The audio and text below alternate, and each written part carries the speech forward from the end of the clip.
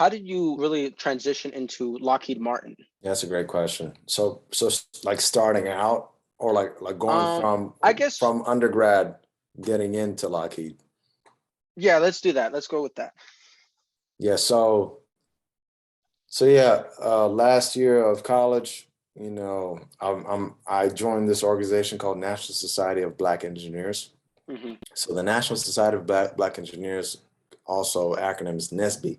So they're an organization that was founded, way back in the 70s by young black STEM majors, engineers, who wanted to create and cultivate and nurture black talent, individuals who are African American or slash black, who Hmm. wanted to get into engineering spaces and create more engineers that come from the black community. And NSBE is not exclusive to black people. There are people who are not black that are in NSBE, but the organization's its original founding was to get more black folks into the tech space, into the engineering realm. And I joined that organization. I started getting very active, throughout my senior year, and I'm applying for different jobs. Resume is really not that good, to be honest. Hmm. My interviewing skills were really not that good either at that time. I was And about to say, I was like, man, I would say your people skills are really solid. So I'm surprised. yeah, it was quite the experience, just not being able to land roles all the way until, spring. And the reason why I say it till spring, because it was in spring of March where NSBE, the National Society of Black Engineers, Mhm. they had a national convention. So at their national convention, a bunch of companies come. So we're talking about, again, Northrop Grumman, Boeing, Facebook, not Meta, Amazon, you name it, L3 Harris, Mm. any company you could think of, Delta, any company, Chick-fil-A, any company you could think of, they're hiring for, across various industries, right? They're hiring for talent at this convention.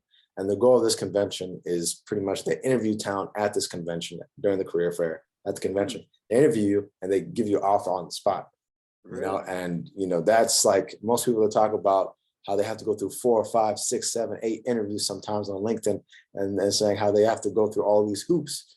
But at Wow. a conference such as the NSBE convention, Mhm. you give your resume, you upload your resume, about a month or two before you go to the convention, and they say, hey, we want to interview you. You interview them, at the convention. Wow. They interview you at the convention.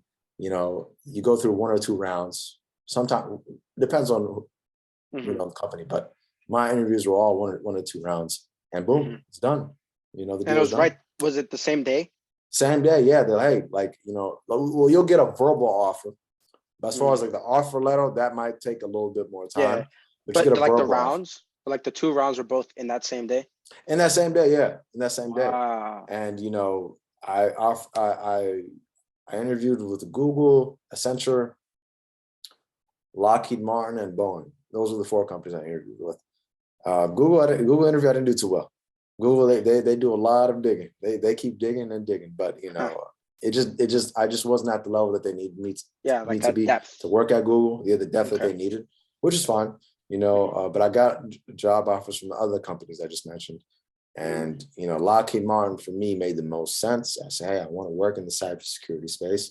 Lockheed Martin's Yeah. giving me an opportunity. They're paying me a decent amount, and it's in Florida. And I moved from California to Florida and started my career at Lockheed.